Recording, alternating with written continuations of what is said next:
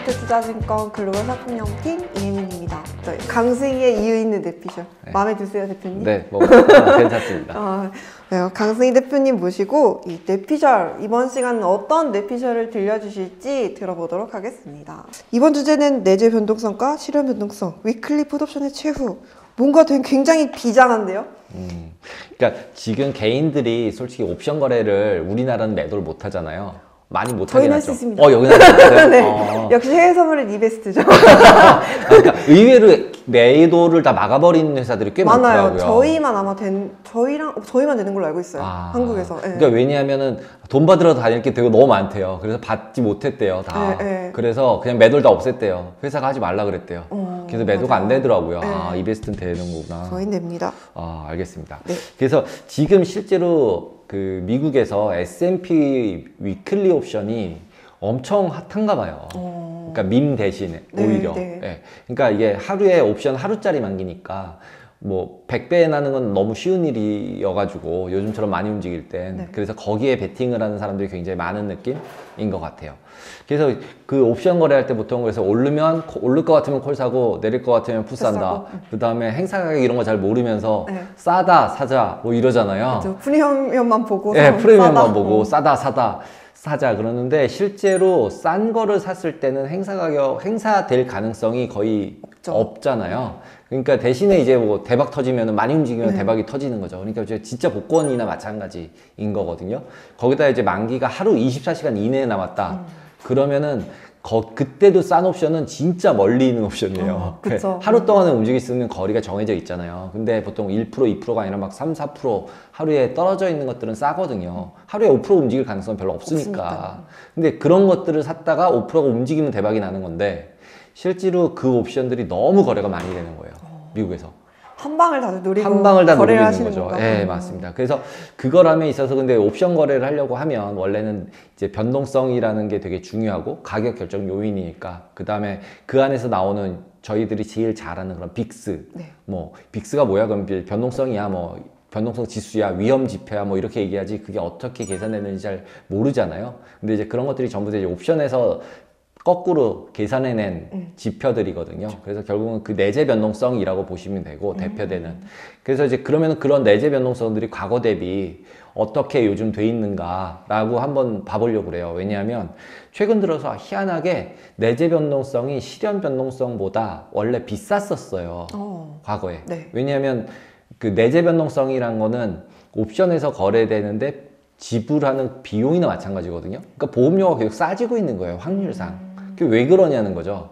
그래서 그걸 아무리 추정을 해봐도 기계들이 들어와서 그런가? 뭐 이런 생각이 들 뿐이에요. 근데 리얼로 한번 저희가 이제 보내드린 자료 보시면은 2021년이랑 과거 보시면은 주황색 같은 경우가 빅스예요. 그러니까 내재 변동성이잖아요. 그리고 하늘색 같은 경우 파랑색. 파랑색 같은 경우가 실현 변동성. 20일 동안 실제로 변동됐을 때 이제 변동성을 계산해 놓은 거예요. 근데 보시면은 파란색이 주황색보다 다 아래에 있잖아요. 대체적으로. 그죠? 그리고 이제 빨간색은 이제 100일짜리를 해 놓은 거에서 좀 장기로 보면 어떤가라고 한 기준선을 한번 정해 본 거예요. 그래서 쭉 보시면은 장기보다 다 위에 있었고 대체적으로. 그죠? 내재 변동성이. 그 다음에 실현 변동성은 다 밑에 있잖아요. 그러니까 이제 비싼 거 팔고 싼 거 사면은 이득이잖아요, 항상. 그래서 보통은 이럴 때 내재 변동성을 팔고 그 다음에 그냥 해지를 하면 돈을 계속 버는 그런 모양이었거든요. 그런데 올해 쪽 2022년도 쪽을 가서 보시면은 연초 같은 경우는 비슷비슷하게 움직이죠.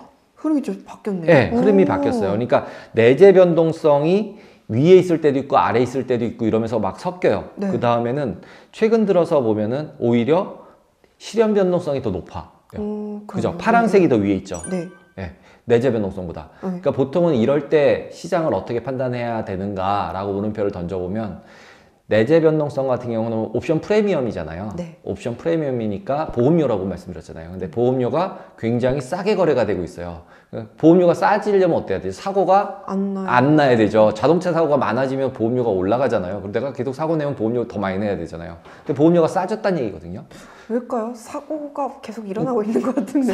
사고가 일어나고 있는 것 같은데 보험료가 싸지고 있어요. 그러면 얘가 잘못된 걸까? 우리가 인지하고 있는 사고가 나고 있는 게 잘못된 걸까? 둘 중에 하나를 고민해 봐야 되는 거죠. 너무 궁금해졌어요. 그죠? 그래서 지금 시장에서, 옵션 시장에서 내포하고 있는 거는 약간은 사고가 나지 않을 가능성이 높은 쪽으로 베팅을 해주고 있는 것 같다? 라는 생각이 드는 거죠. 한 달 동안. 네. 이제 그래서 실질적으로 사고가 났나 안 났나를 이제 생각을 해보려고 해요. 그리고 이제 빅스라는 걸 이제 지금 쭉 얘기를 했잖아요. 그래서 그 다음 페이지 보시면은 이제 빅스의 과거 차트예요. 네. 보시면은 빅스가 올라가면 주가가 빠지고 주가가 올라가면 빅스가 빠지죠. 아, 네. 다 그렇게 인지를 하고 있잖아요. 그쵸. 그래서 네. 빅스는 위험 지수야. 그래서 빅스 올라가면은 위험한 거야. 이렇게 생각하고 계시잖아요. 근데 오른쪽에 제가 약간 확대시켜서 그려놓은 부분 보시면은 이것도 최근이에요. 최근 한 3, 4개월간 보시면 희한하게 변동성도 올라가고 지수도 올라가고 변동성도 내려가고 지수도 내려가고 이런 구간들이 생겼어요. 파란색이 그 S&P 지수고 빨간색이 변동성 지수고 네, 맞습니다. 같은 방향으로 움직인 날들이 있네요. 있죠. 네. 그러니까 원래 이렇게 안 움직였었거든요. 그쵸. 반대로 움직여요. 네, 반대로 움직였었는데 이렇게 거꾸로 움직이는 경우가 있다는 얘기는 어떻게 생각하면은 장이 올라가는데 변동성이 올라갔다는 얘기는 실제로 올라가는데 콜옵션을 더 사는 사람이 있을 수 있는 거고요. 그 다음에 올라갔으니까 조정을 받을 거니까 풋옵션을 내가 더 사겠어. 이렇게 두 종류의 사람이 다 있는 거예요. 둘이 다 같이 사야 돼요.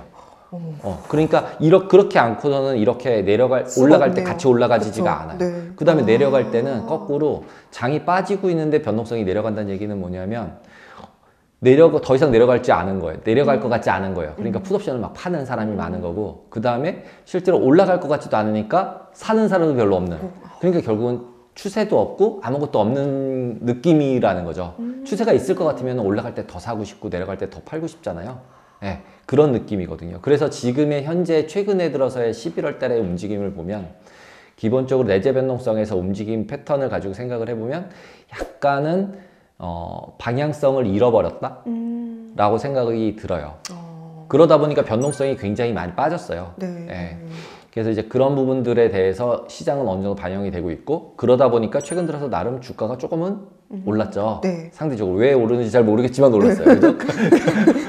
그 인플레가 좀 겉어날 거다. 뭐 그다음에 인플레가 좀 적어지니까 이 금리 인상이 좀 줄어들 거다. 뭐 이런 그런 식으로 기대감 해가지고 때문에. 그런 기대감으로 올랐다고 계속 얘기를 하고 있잖아요. 그리고 뭐 중간선거 끝나고 나더니 중간선거 별로 중요하지도 않게 끝났잖아요. 그쵸. 막 어쩌고 저쩌고 난리 쳤는데 그래서 그런 부분들이 반영이 어느 정도 이제 불확실성의 해소라는 부분들이 있는 것 같아요. 그래서 12월 달에 이제 금리 인상 75냐 50이냐라고 계속 뉴스에서 계속 나오고 있지만 결국 그냥 지금 변동성이 저렇게 안 움직인 걸 보면 결국 그냥 예상대로 나올 건가 보다 뭐 이런 생각이 드는 거죠. 그때 뭔가 위험할 것 같으면 뭔가 보험료를 내고 뭐 사고 싶잖아요. 네. 사고 싶은 생각이 없다는 거잖아요, 시장에서. 예, 그렇게 받아들이시면 될 것 같아요.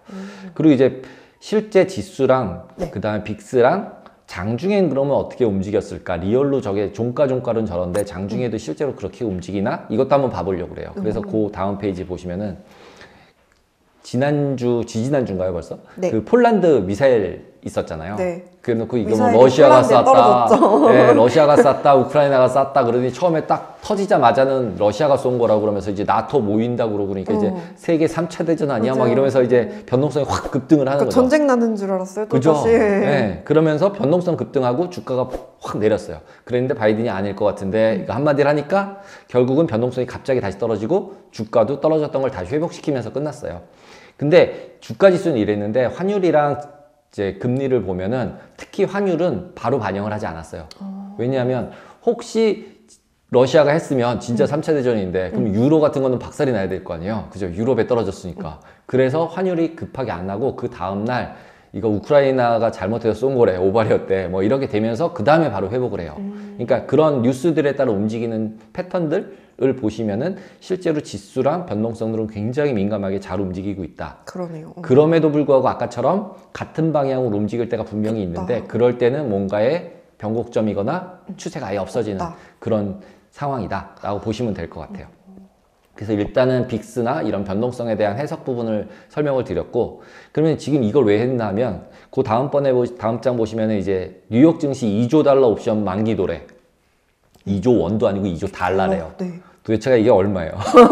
네, 2,800조 아니에요? 네. 그러니까 액면 금액으로. 그렇죠. 이게 도대체 얼마인지도 감이 안 와요. 금액이 너무 커서, 그죠? 그게 도래가 돼서 거기다 풋콜 비율이 1.46이어서 시장의 불안감이 고조되고 있다. 이러면서 이제 뉴스가 떴어요. 그러면서 이제 차트, 이제 그 풋콜 페리티, 네. 풋콜 레이시오, 풋콜 레이시오죠. 페리티가 아니라 풋콜 레이시오에 대한 차트를 이제 보여주는 뉴스가 떴었어요. 그러면서 풋 거래량이 굉장히 많다는 뜻이거든요. 네. 풋 거래량이 콜 거래량보다 1.46배만큼 많다. 그러니까 풋 옵션을 사람들이 많이 산다. 그럴 때는 빠지더라. 뭐 이렇게 자꾸 뉴스에서는 이제 몰아가려는 듯한 느낌이 좀 있었어요. 네. 그래서 진짠가? 그리고 이제 제가 이제 이거를 까서 찾아보려고 네. 실제로 좀 한글 뉴스도 있었고, 그리고 한글 뉴스에서의 내용들과 비슷한 걸 분명히 이제 미국에서 찾았을 거 아니에요. 그래서 영어 뉴스를 찾았어요. 그랬더니 이제 옆에 봤더니 바로 그 그림, 레딧 그림이 딱 나와 있는 뉴스였어요. 아. 그러니까 이제 투기적으로 많이 한다. 네. 라는 느낌이어서 그 뉴스들을 쭉 이제 보니까 초단기 옵션이 폭증을 했어요. 올해 들어서. 초단기라면은 20 만기가 짧아. 예. 만기가 짧은. 근데 초단기니까 하루 이하. 24시간 이하. 그러니까 금요일 날이 만기인데 목요일 날 거래를 하는 거예요. 그 거래량이 전체 S&P 거래량의 44%예요. 와. 그러니까 정말 많다. 예, 너무 많잖아요. 네. 근데 그 옵션, 단기 옵션이라고 하면 누군가 팔 거 아니에요, 어쨌든. 그럼 누군가 사고. 그러면은 일반적으로 생각을 해보면 그 사는 걸 하루짜리 옵션을 기관이 산다. 절대 안 사요. 안 제가 사죠. 기관에 있었던 사람으로서 절대 안 사요. 진짜 내가 인사이드 인포메이션이 있어서 네. 내가 진짜 특별하지 않은 한 절대 사지 않거든요. 그럼 열심히 44%를 누가 샀겠어요? 개인이 사. 개인이 샀겠죠. 레딧이 들어와 샀겠죠. 근데 레딧은 종목이니까 급하게 올려서 자기네가 숏커버링이나 이런 걸 일으켜서 이길 수도 있죠. 네. 근데 S&P는 이길 수가 없죠. 지수는 맘대로 만들 수가 있는 사람이 없다고 봐야 되는 건데, S&P는 특히 전 세계 1등이니까. 예. 그런 상황에도 불구하고 실제로 옵션을 엄청나게 샀죠. 그 다음에 아까 앞에서 얘기했듯이 풋콜 레이시오가 네. 풋콜 레이시오가 풋이 많았잖아요. 네. 그러면 개인들이 뭘 샀을까를 생각해보면 풋을 풋을 샀겠죠. 샀다. 풋을 샀겠죠. 그죠? 그러면은 지수가 하락 배팅을 하면서 계속 풋을 사고 있는 거죠. 왕창 빠져서 대박을 한번 내봐야겠다. 라고 생각을 하고 있는 거죠. 그래서 24시간 이하 남은 옵션들을 그 차트에서 보시면 올해 들어서 2분기, 3분기, 4분기 되면서 거의 40%를 넘어가 버려요. 와. 네, 네. 엄청 많죠. 네. 네, 그러니까 이렇게 거래된 적이 별로 없었던 것 같아요. 그리고 위클리 옵션이 이렇게 파퓰러한 적도 별로 없었던 것 같고, 솔직히 제가 이제 주로 매매할 때 위클리 옵션이 없었어요. 없었죠. 생긴 지 예, 얼마 안 생긴 지도 됐잖아요. 진짜 얼마 안 됐잖아요. 근데 지금 미국 같은 경우는 위클리 옵션들이 막 매일 만기가 있어요. 월요일 만기 옵션, 화요일 만기 옵션, 수요일 만기 옵션. 그런데도 불구하고 보통 이제 셋째 주 만기일자리가 제일 강력한 옵션이고, 왜냐하면 이제 스탠다드 옵션들이랑 만기를 겹치고 겹치니까. 있으니까. 그래서 그때는 위클리 옵션이 없더라고요. 네. 그래서 다 매 주마다 만기가 다 있는 상태인데, 그래서 셋째 주가 가장 강력한데, 그게 이제 11월 셋째 주였던 거죠. 그때 1.2조 원이라고 나온 거예요. 그래서 이제 지수 옵션들의 거래량도 잘 그려놓은 차트가 있어요. 그 네. 다음 장 보시면은 대부분의 옵션들이 거래량이 그렇게 급증하지 않았는데, 네. 보시면 인덱스 옵션만 거래량이 폭증을 하죠. 아, 여기 맨 20. 위에 진한 색으로 네, 되어 파란색, 있는. 진한색으로 된 것들. 그걸 곰곰이 생각을 해보시면 앞에서 44%가 S&P 옵션이고 숏텀 옵션이었으니까 걔네들은 거래량으로 들어오잖아요. 그쵸. 그러니까 거래 대금이 아니니까 그쵸. 거래량이 폭증을 하는 게 눈에 보이는 거죠. 그러면 이 거래량 폭증한 게 결국 또 그 위클리. 위클리의 짧은 만기. 하루 남은 옵션이었겠구나. 일조를 했네요. 이 거래량이. 엄청난 거래량이, 그러니까 긴 옵션이 아닌 거예요. 방향성을 베팅하는 옵션이 아니라는 거예요. 저게 풋콜 페리티가, 풋콜 레이시오가 저렇게 나왔다라고 해서 실제로 과거에는 기관들이 옵션 거래를 주로 하니까 네. 저런 것들이 의미가 있을 수 있었어요. 근데 지금처럼 저기 개인들이 다 들어와서 막 사버려고 거래량 늘어나고 이래버리면 그거에 대한 신뢰도가 떨어졌죠. 없어지는다고 봐야 되고, 오히려 제가 맨 마지막에 말씀드리려고 한 역발상, 컨트레리언처럼 그 방향으로 갈 가능성이 점점 적어지는 거예요. 예, 왜냐면 센 놈이 해지하려고 사는 게 아니라 그냥 복권 사는 사람이 그냥 투기로 복권을 사듯이 막 사는 거니까. 그래서 보시면은 그 다음 장에 보시면은 11월 18일 날 만기되는 옵션의 종류들이 여러 가지가 있어요. 네. 미국에는. 그래서 보시면 S&P도 있고, 그러니까 오전에 되는 거, 스탠다드, 그다음에 뭐 종가 후반에 되는 거, 그 다음에 에쿼티 옵션들도 애플, 테슬라 이런 옵션들이 생각보다 거래가 엄청 많이 되더라고요. 저희도 서비스하고 있습니다. 시작하셨어요? 네. 아, 계약 개별 홍보. 시작하셨구나. 그래서 그런 옵션들의 거래가 미국에서도 엄청 늘어나고 있어요. 지금 여기서도 보시면은 405빌리언이니까 4,500억 불이잖아요. 네. 50억 불, 4,050억 불. 그죠? 그 다음에 S&P 같은 경우는 8,100억 불. 그러면 이게 막 조 단위가 이게 10빌리언이 대충 1.4라고 1.4조니까 네. 뭐 거의 웬만하면 다 무슨 뭐 몇백 조예요, 이게. 그러니까 단위가 다 너무 커요. 단위가 너무 커요. 네. 그리고 보통 이제 단기 옵션들 같은 경우는 실제로 만기에 행사 가격 근처로 가잖아요. 그러면은 아까 말씀드렸듯이 개인이 있으면 반대편에 판 사람이 있잖아요. 마켓 메이커. 그럼 거기는 해지를 해요. 해지를 한다는 얘기는 뭐냐면 풋옵션을 산 사람은 가만히 있겠지만 풋옵션을 판 사람은 장이 빠지면 해지하느라고 선물을 매도를 계속 때려요. 그렇네요. 어쩔 수 없이. 근데 아까 말씀드렸듯이 막 행사가격이 먼 거를 개인들이 싸다고 샀을 거 아니에요. 그러니까 글로 안 가면 상관이 없어요. 안 가면 아무것도 안 해요. 팔지도 않아요. 그냥 프리미엄 내가 받을게. 그리고 다 수익으로 챙기면 돼요. 근데 만약에 빠지면 리스크 관리를 해야 되니까 기관은, 마켓 메이커는. 그러면 이제 선물을 막 팔아요. 계속 내려갈 때마다 더 팔아요. 계속. 그럼 어떻게 되냐면 장이 밀리게 되겠죠. 왜냐면 선물이 백어데이션이 되고 저평가되면 프로그램 매도 나오고 그러면서 이제 계속 내려가는 거죠. 우리나라도 그래서 그런 얘기들 많이 하잖아요. 만기일날 뭐 어쩌고 저쩌고 이런 얘기들. 그런 것처럼 똑같이 미국도 그런 일들이 일어날 수 있는 거죠. 거기다 지금처럼 뭐 100조 단위, 200조 단위의 저런 뭐 200빌리언 막 이런 액면 금액이 있으면 실제로 거기까지 가기 전에는 상관이 없는데 그런 행사가 근처로 가는 상황이 발생하면 해지하는 사람은 건드릴 수밖에 없다. 그러면은 그 근처로 간 변동성이 굉장히 커질 수밖에 없고 그 근처를 안 갔을 땐 영향력이 전혀 없는 거죠. 네. 그래서 보시면은 이렇게 막 난리치는 뉴스가 목요일날 나왔는데 금요일날 어떻게 됐나 한번 보시면은 그 다음 장이 그 금요일날 차트가 맨 오른쪽 부분이에요. 뭐 별 볼 일이 없었어요. 네, 잠잠하게 끝났어요. 네. 그 이유는 뭐냐면 잠잠하게 끝난 이유는 그 레벨에 안 갔어요. 행사 가격 근처로 안 간 거예요. 안 가니까 제가 아까 말씀드렸듯이 매도할 이유가 없는 거죠. 판 사람도. 그냥 너네들의 프리미엄은 내 돈이다. 이러고서 그냥 다 챙기면 끝인 거죠. 안 갔으니까. 그래서 실질적으로 지수대가 어떻게 움직이느냐에 따라서 굉장히 달라진다라고 생각을 하셔야 돼요. 그래서 그 결론적으로 딱 보이는 게 그 다음 장에 보시는 이제 위클리 옵션 만기 비율. 네. 만기가 얼마나 행사가 됐나. 미결제 약정 중에. 네. 그러니까 한마디로 만기일까지 살아있던 풋옵션 중에 행사된 게 4.6%예요. 다 날렸어요. 다들 그럼 외가격 옵션을 샀다는 이야기네요. 네, 다 외가격 옵션을 사서 다 날렸구나. 그러니까 당연히 하나도 안 움직였겠구나. 느낌을 알 수 있죠. 네. 그죠? 그래서 80만 계약이 있었어요. 이야. 야, 그래서 진짜 크다. 만 계약이 한 2빌리언 정도 되거든요. 한 계약이 한 20만 불 정도 되잖아요. 네. 그러니까 만 계약이면 한 2빌리언 정도가 돼요. 뭐 이렇게. 그러니까 이게 80만이잖아요. 네. 네, 그러니까 80을 곱해야 되는 상황인 거죠. 그러면은 지금 뭐 150조 뭐 이런 거죠. 네. 계산이 달러로 안 됩니다. 원화도 아니고 네. 그런 상황인데 대부분이 그 중에서 행사가 된 건 36만 개밖에 행사가 안 됐어요. 3만 6천. 3만 6천 개, 그쵸?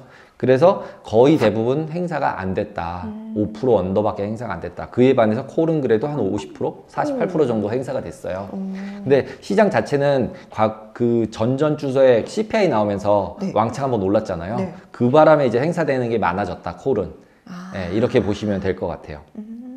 그래서 여기서 제가 드리는 인투이션은 이게 숏텀 옵션들이 볼륨이 굉장히 커진다고 해서 네. 꼭 그렇게 하락으로 베팅하거나 이럴 필요는 없다라는 거죠. 이제 그쵸. 예, 이런 지표들을 보면서 그러면 이제 12월 달 어쨌든 이런 걸 이제 보고 나면은 뭔가 이제 다음번에 내가 뭐 어떤 거를 보고 매매를 좀 해볼까 이럴 생각이 들잖아요. 네. 그러니까 이제 12월 16일 날 만기되는 옵션이 미결제 약정이 생각보다 많아요.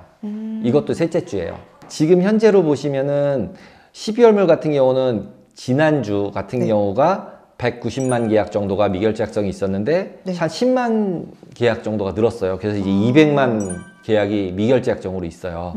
그러면은 미결제 약정이 계속 증가하고 있잖아요. 12월 만기는. 그리고 12월 만기는 보통 옵션들이 기관들이 매매를 할 때 12월 물로 해지를 많이 해놔요. 그렇죠. 이게 네. 스탠다드 월물이다 예, 보니까. 스탠다드 월물이고 그다음에 옛날부터 거래가 많이 됐잖아요. 그러니까 물려 있는 것들이 되게 많아요. 행사별로 여러 군데로. 그다음에 쭉 내려왔잖아요. 그러니까 해지도 계속 했을 거고. 그래서 결과론적으로 보면 미결제 약정이 굉장히 많은데 그러면 어느 레벨에 가면 변동성이 심해질까? 네. 이런 게 궁금했어요. 그래서 찾아보니까 그 CME 밑에 그 사이트 제가 링크 걸어드린 거 있는데 네. 그거를 클릭을 하시면은 다운로드를 받을 수 있어요. 엑셀을. 그걸 다운로드를 받으면 만기별로 행사가별로 미결제 약정이 다 나와요. 친절한 CM이네요. 네. 그래서 그거를 전부 다 이제 다운로드 받아가지고 제가 차트를 그려봤어요. 보통은 이제 옵션 거래를 하는 분들은 아시겠지만 네. 풋옵션, 콜옵션이 두 개가 있으면 두 개를 합쳐서 선물로 만들 수가 있어요. 네. 그래서 기본적으로 풋옵션하고 콜옵션 네팅 시켜준 것만큼은 빼주는 게 오픈되어 있을 가능성이 제일 높아요. 가능성으로 보면. 왜냐면 이제 인더머니, 그러니까 내 가격이 되고 나면은 그 반대편으로 선물이랑 똑같이 만들려고 이제 사거나 팔아가지고 선물로 시켜서 없애버리거든요. 예, 그래서 그거를 계산해 본 게 초록색이에요.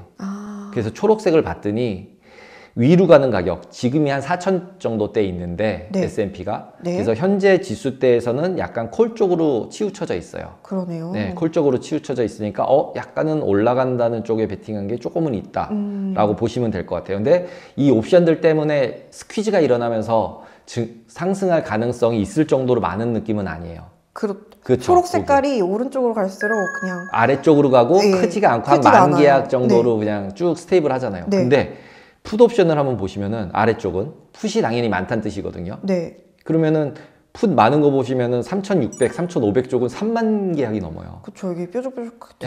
되거든요. 아까 전에 만 계약이면은 2빌리언이라 그랬잖아요. 네. 그쵸? 그러면 3만이니까 이거는 계산하기 쉽죠. 6빌리언이죠. 네. 그죠? 그래도 6빌리언은 계산하기 쉬웠어요. 100만 달러 정도 헷갈리지만. 네. 그래서 6빌리언 정도 되니까 한 10조 정도 되는 거죠.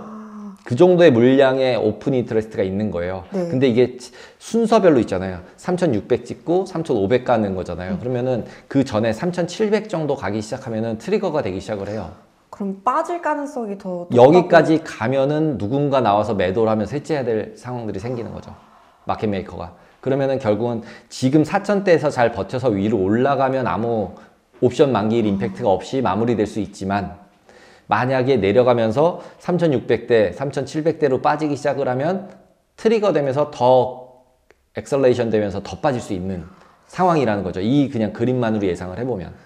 지금 생각해보면 12월 16일이 만기일이고 그 전에 그러니까 미국 뭐 지표들이 발표가 될 거잖아요. 되죠. 그럼 지금 현재 가격이 한 4,000, 4,010 왔다 갔다 네. 하고 있는데 3,600까지도 쉽진 않죠. 10%예요, 그쵸? 거의. 네. 그러니까 굉장히- 안 일어날 가능성이 네. 되게 많죠. 그러니까 예를 들어서 지금 여기 그림상으로 봤을 때는 한 3,700 수준, 한 7, 8% 정도 밀리기 시작하면은 네.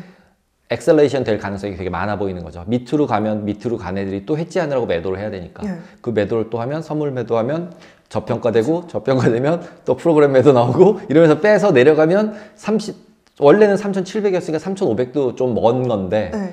밀려서 내려가면 또 갈수 있다. 3,600도 벌떡 일어나고 3,500도 벌떡 일어나면서 매도하라고 이제 시그널이 나와요. 해지하려면 매도해라, 해지하려면 매도해라 이렇게 이제 하니까 그럼 파생 상품이 결국은 또 흔들게 되죠. 그래서 지금 이 상태로 보면은 지수대가 내려가기 시작할 때는 조심해서 해지를 좀 해야 되는 상황이다. 하지만 안 올라가고 가만히 있으면 그냥 이대로 끝날 것이다 라고 예상을 할 수 있는 거고 제가 그나마 좀 이제 컨트레리안이라고 얘기를 드렸던 게 이걸 산 게 누굴까? 개인일 가능성이 많다. 앞에서 이제 밑밥을 깔아드린 게 그쵸? 그러면은 저것들이 행사 안 된다고 보면은 기본적으로 현재 레벨에서 왔다 갔다 하면서 그냥 끝날 가능성이 확률상으로 보면 제일 높지 않을까?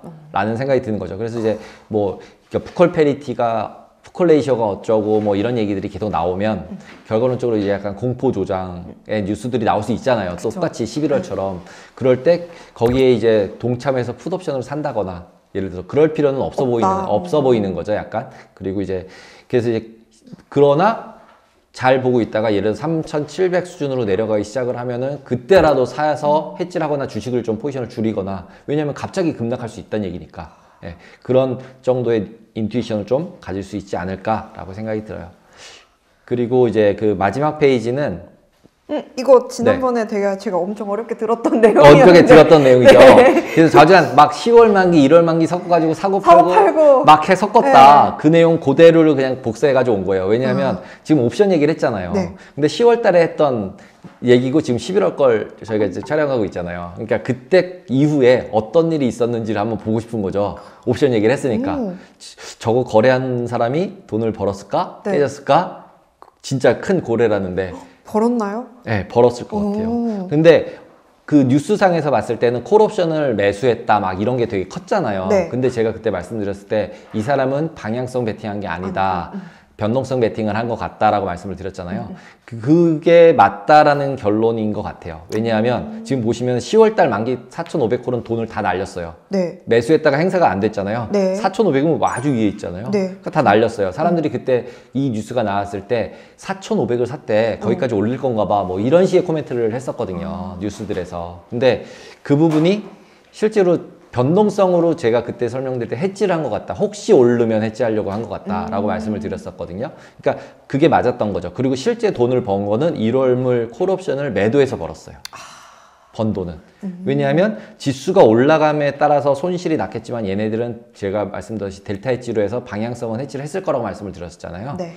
그래서 방향성은 해지했다고 치고 근데 변동성이 그때 대비해서 얼마가 빠졌냐면 10%가 빠졌어요. 그래서 제가 대략적으로 변동성 10%가 이 포지션을 들고 빠졌으면 얼마 벌었을까 계산을 대략 해보니까 한 700만 불에서 1000만 불 정도 되더라고요. 와우. 네. 그러니까 넷 프리미엄으로 3,000만 불, 3,100만 불을 수치를 했었는데 네. 거기서 이제 지금 그냥 포지션을 걷어도 한 2,000만 불 내고 걷으면 1,000만 불 번다. 한 달 동안 1,000만 불이면 적진 않죠. 네. 140억. 대단하네요. 네. 그래서 결국은 이게 방향성만 베팅해서 옵션으로 손익이 발생하는 게 아니라 이렇게 변동성을 가지고도 기관들은 충분히 돈을 버는 전략들을 세울 수 있다. 그리고 이제 아까 이제 몰랐어요. 매도가 되는지. 개인도 네네. 어떻게 생각하면 매도가 되면 이런 거를 비율을 해볼 수 1대, 있겠네요. 2대 1 뭐 네. 이렇게 바꿀 수 있는 거잖아요. 예, 해볼 수도 있다라는 말씀을 드리는 거예요. 그래서 꼭 이렇게 방향성, 콜옵션, 풋옵션을 가지고 방향성으로 베팅하는 거 아니어도 네. 이 고래처럼 개인도 예, 리스크 대비 리워드가 좀 좋은 전략들을 구상해서 할 수 있다.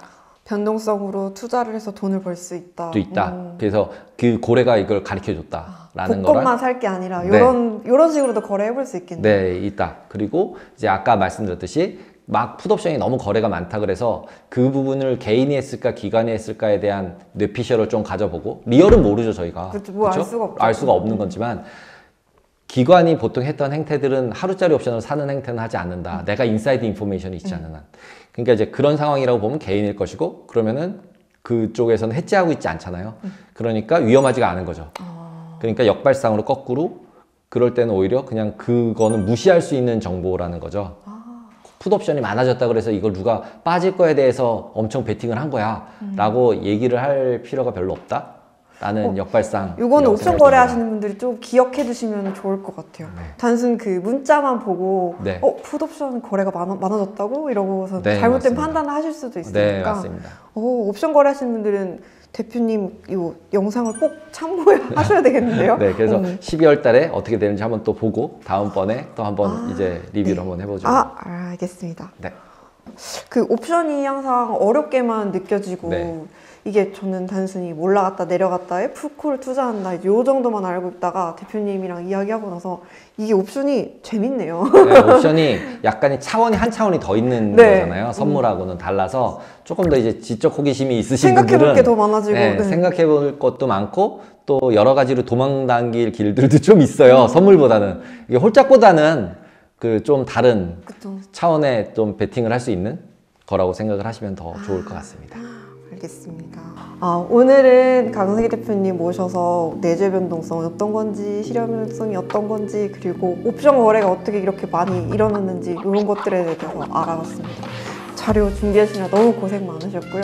저희는 다음 달에 인사드리도록 하겠습니다. 감사합니다.